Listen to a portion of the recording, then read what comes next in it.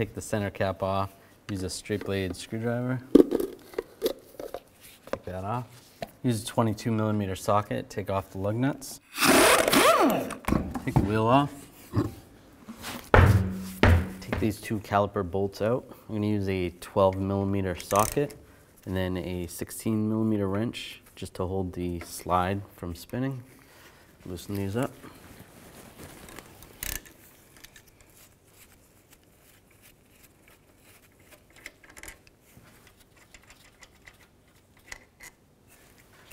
Now I'll just use a screwdriver, pry the caliper off.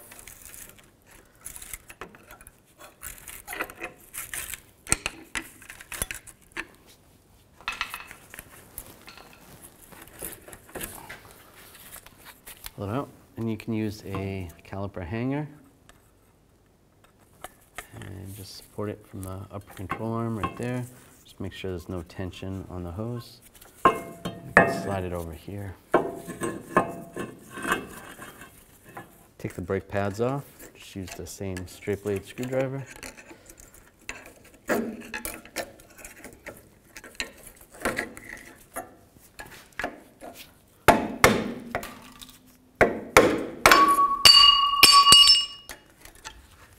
And take an 18mm socket, take these two caliper bracket bolts out.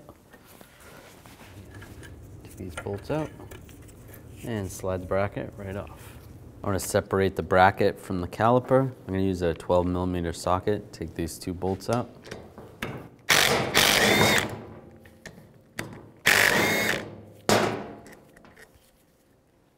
Now before we put these anti-rattle clips or brake pad clips on, just use a little brake grease.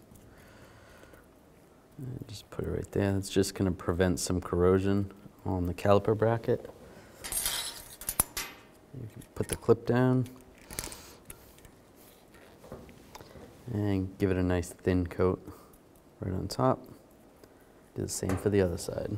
And take the caliper bracket, slide it in position. Take the caliper bolts, get those started. You can put some thread locking compound on them. Now I'm going to torque these bolts to 122 foot-pounds. Now take the brake pads with the wear indicator facing to the top. Slide those in position. Now we're going to install this clip on the caliper itself. Just line it up. This piece goes towards the inside and just slips in like that. That looks good. Now take the caliper and line the caliper up. Get the bolts started.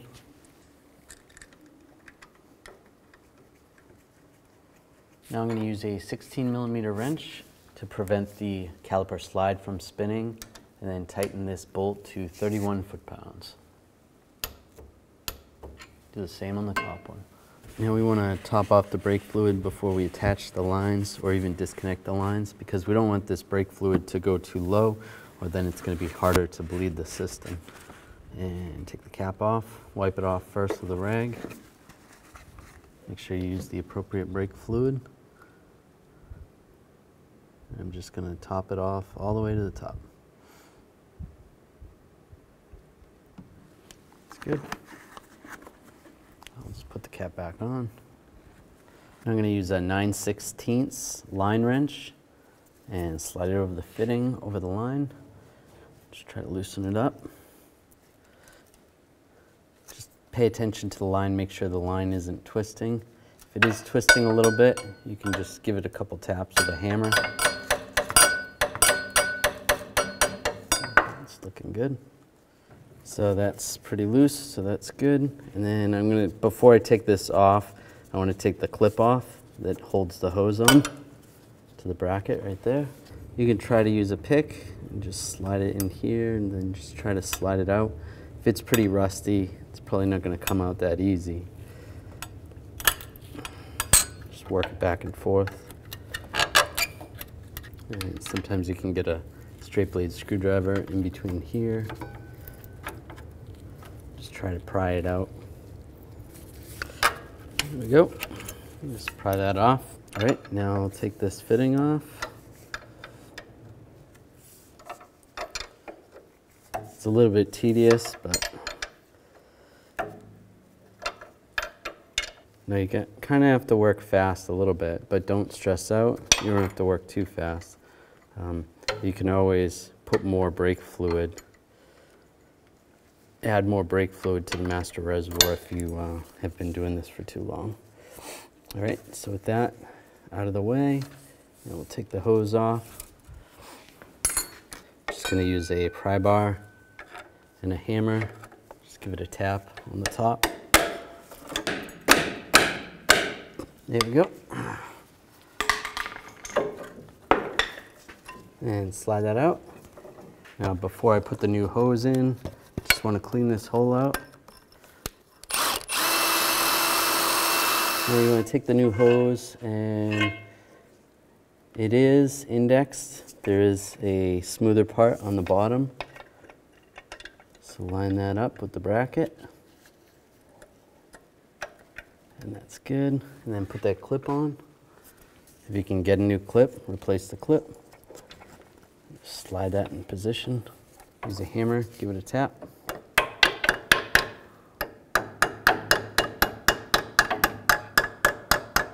That's good. And just take the fitting, line the fitting up. You want to make sure it's lined up real good. And then you should start it by hand, but this fitting's rusted on there pretty good on the line, so I'm gonna have to start it with a wrench. All right, and then tighten this up. Sometimes it helps to use the next size wrench just for getting this started. Makes it a little easier. And then when you go to tighten it up, use the correct size. And go back to the 9/16 wrench. And snug this up. Now take this cap off of here. Take your banjo bolt with some new washers on them, or gaskets, copper gaskets. Line this up. And then we're going to torque this banjo bolt to 30 foot-pounds. Now I'm going to take the cap off the bleeder right here. Just use a pick or something, or even a little screwdriver. And make sure you have a drain bucket underneath or something to catch the fluid, and loosen up this bleeder screw. I'm just going to let it gravity bleed first. All right, now take your cap off, double check your fluid level before you bleed it, top it off. Now we had the brake line off for about 10 minutes. We only lost about that much fluid, which isn't too bad. So it only went down a little bit. So if you had to go about 10 minutes, that's probably acceptable. Put the cap back on. Now the fluid started coming out of the bleeder, so it's gravity bled. I'm going to use a 10mm wrench, snug this up. And then if you have any other calipers or brake hoses to replace, now you can move on to the next one. Do all those before you perform a complete brake system bleed. Now pump up the brake pedal, just go slow.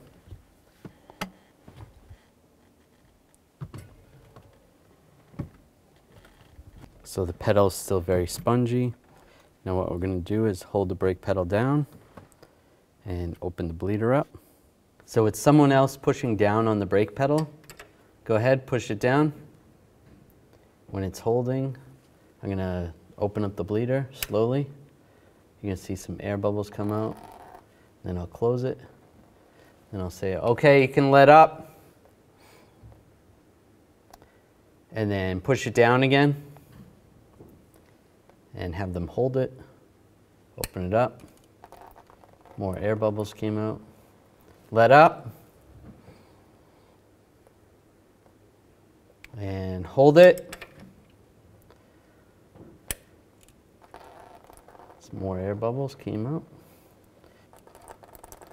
And it doesn't look like there's any more air. So I can close this one up, tighten that. Put the cap back on. Just spray this area down with some brake parts cleaner and move on to the next wheel. Now you want to double check your brake fluid level. Just use a rag, wipe it down, give it a shake, and there's a max line and a min line. Double check it, it looks good, adjust accordingly. If for any reason before you were bleeding the brake fluid or before you were replacing the calipers, if the fluid level got below the master cylinder, you're gonna need to do an automated bleed afterwards. You're gonna need a scan tool and a pressure bleeder. But if you had the fluid up to par, you should be all set. And reinstall the wheel. Put the lug nuts on. Now I'm going to torque these lug nuts to 140 foot-pounds in a star pattern to tighten the wheel down evenly. And just go around again, double check.